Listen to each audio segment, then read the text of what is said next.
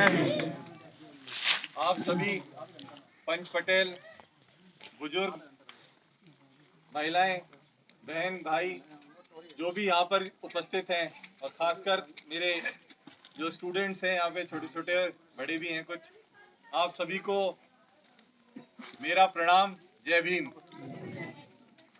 आपने यहाँ बुलाकर आज जो सम्मानित करा, मुझे करा और हमारे बसपा टीम के सारे पदाधिकारियों को और हमारे पंच पटेल जो यहाँ से जो बजेड़े से आए हैं उन सभी को सम्मानित किया, उसके लिए बहुत बहुत धन्यवाद, दिल से धन्यवाद। मैं आपको ये कहना चाहता हूँ कि करौली विधानसभा क्षेत्र में आपकी जो प्रिय मायावती जी बहन जी हैं आदरणीय, उनने मुझे चुना है करौली विधानसभा क्षेत्र से, मुझे टिकट दिया है बसपा का। आपका नेतृत्व करने के लिए मुझे ये जिम्मेदारी दी है। तो सबसे पहले तो मैं आपको ये आश्वासन देता हूं कि जो पूर्व में हुआ है वो कतई नहीं होगा, वो बिल्कुल नहीं होगा। यही आशीर्वाद लेके मैं बहन मायावती जी से आपके क्षेत्र में आया हूं।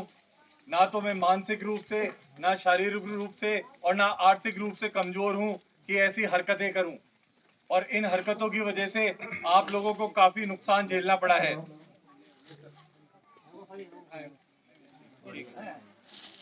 आप सब लोगों को काफी नुकसान झेलना पड़ा है।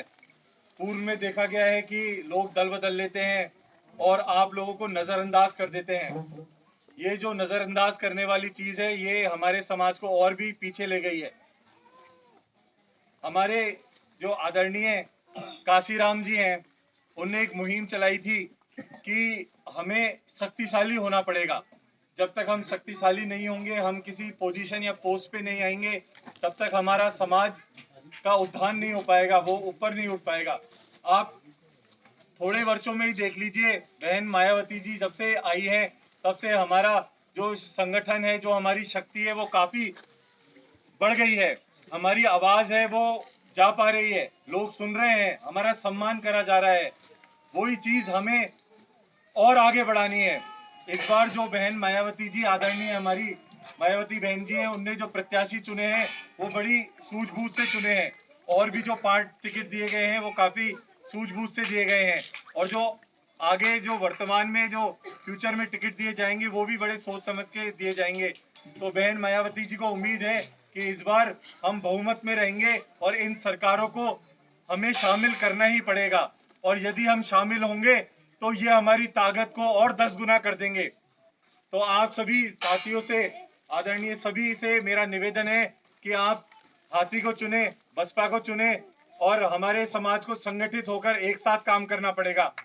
मेरे युवा जो बच्चे हैं, इनसे मैं ये कहना चाहता हूँ कि जो बाबा साहब ने एक शिक्षा दी है कि संगठित रहिए, शिक्षित रहिए, इसमें बहुत ही ज्यादा जोर है। आप सब लोगों को पढ़ने पे खासकर महत्व देना चाहिए। मतलब आप पढ़ेंगे तो इससे बहुत सारी चीजें आसान हो जाती हैं। हम किसी के सामने डरते नहीं है। तो आप सभी से ये उम्मीद करता हूँ कि आप मन लगा के पढ़ो और दिल लगा के पढ़ो, और मेरे से जो भी काम बन पड़ेगा मैं वो करूंगा।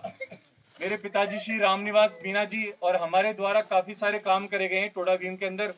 सर्वप्रथम तो हम चंबल का पानी जो ERCP है, पूर्वी नहर राजस्थान परियोजना ERCP है, उसको चंबल के हम नहरों के माध्यम से आपके गांव में जोड़ने का काम पिछले 2 वर्षों से कर रहे हैं। अब मैं एक स्कीम और पेंशन योजना की स्कीम और मतलब चालू करने जा रहा हूँ इसी महीने से। कोई भी हमारी जो सक्षम नहीं है, विधवा या कोई हैंडीकैप है अपना बच्चा, तो उसको मेरी तरफ से पेंशन दी जाएगी। तो ये इसका भी आप ध्यान रखिएगा। आप कार्यालय से जुड़िए और वहाँ पे आपको ये प्रदान करी जाएगी हमारे द्वारा पेंशन, जिससे आपको आर्थिक रूप से भी मजबूती मिले। हमारे द्वारा और भी बहुत सारे काम करे गए हैं, जैसे बोरिंग के काम करे गए हैं, और मंदिरों का निर्माण हो गया या और कोई निर्माण है, वैसे कार्य करे गए हैं। और यही सेम चीज हम करौली के अंदर भी करेंगे। आप पूरा विश्वास रखिए हम पे, और आपका जो वोट है वो हमें दीजिए। बहुत बहुत धन्यवाद। धन्यवाद भाई रविंद्र मीना जी। आपको बड़ी विस्तार के साथ उन्होंने बताया